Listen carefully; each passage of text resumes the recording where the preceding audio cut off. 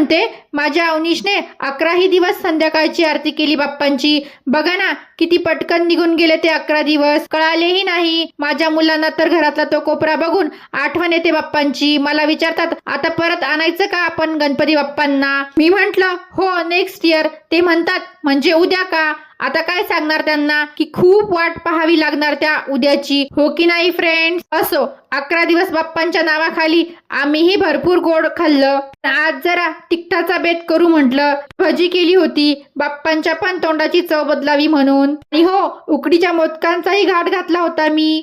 YouTube वर बघूनच first time केले होते. तर 2 दिवसाने चतुर्थी आहे, तुम्हीही ट्राय करून बघा. खूप छान झाले होते माझे मोदक. कुणी म्हणणार नाही फर्स्ट टाइम केले होते. गरमागरम तर एकच नंबर लागत होते. मी कोकणात जाऊन एकदम गरमागरम खाल्ले, पण जी घरी केलेल्या मोदकांची चव झाली होती ना त्याची सर कुठेच आली नव्हती मला. तर चला रेसिपी बघूया आपण.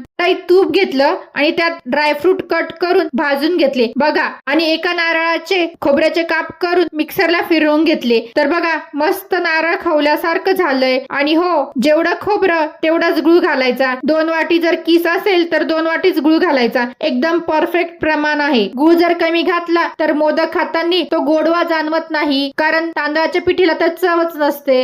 आणि तांदळाची पिठी मी डीमार्ट मधनं आणली होती, तुम्ही घरी पण करू शकता. ड्रायफ्रूट चांगले परतून झाले की त्यात मी खोबऱ्याचा किस ऍड केला आणि तो छान परतून घेतला. तो छान कोरडा होऊ द्यायचा म्हणजे त्यातलं मॉइश्चर निघून जातं. आणि मग नंतर त्यात बारीक केलेला गुळ ऍड करायचा. आता ते थोडं मिश्रण पातळ होतं बरं का, पण घाबरायचं नाही कारण ते नंतर घट्ट होत जातं. ते छान घट्ट झालं की त्यात मी इलायची पावडर आणि जायफळ किसून घातलं. हो मला ते थंड होईपर्यंत काही टाइम नव्हता, तर मी ते थंड होण्यासाठी फ्रीज मध्ये ठेवलं. ते फ्रीज मध्ये ठेवलं आणि दुसरीकडे उकड काढायला घेतली. त्यासाठी 2 वाटी मी पीठ घेतलं होतं, तर तेवढंच पाणी आणि दूध घेतलं. म्हणजे 1 वाटी पाणी आणि 1 वाटी दूध. त्याने पिठाला छान व्हाईट कलर येतो. 1 चमचा तूप घातलं आणि मीठ मी पिठात घातलं, कारण दुधात घातलं तर दूध फाटून जाईल. त्या पाण्याला छान अशी उकळी आली की त्यात पीठ ऍड केलं आणि 15 मिनिटं झाकण ठेवून वाफवायला ठेवलं. गॅस बंद केला होता आम्ही. तर बघा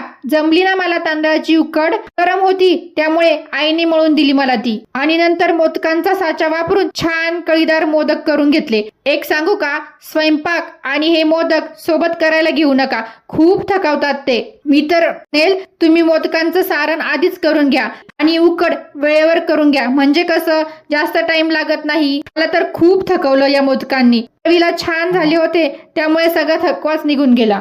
किती छान झाले होते. केळीच्या पानावर उकडवले होते मी. एकदा सगळे मोदक करून झाले की मग उकडवायला काहीच टाइम नाही लागत.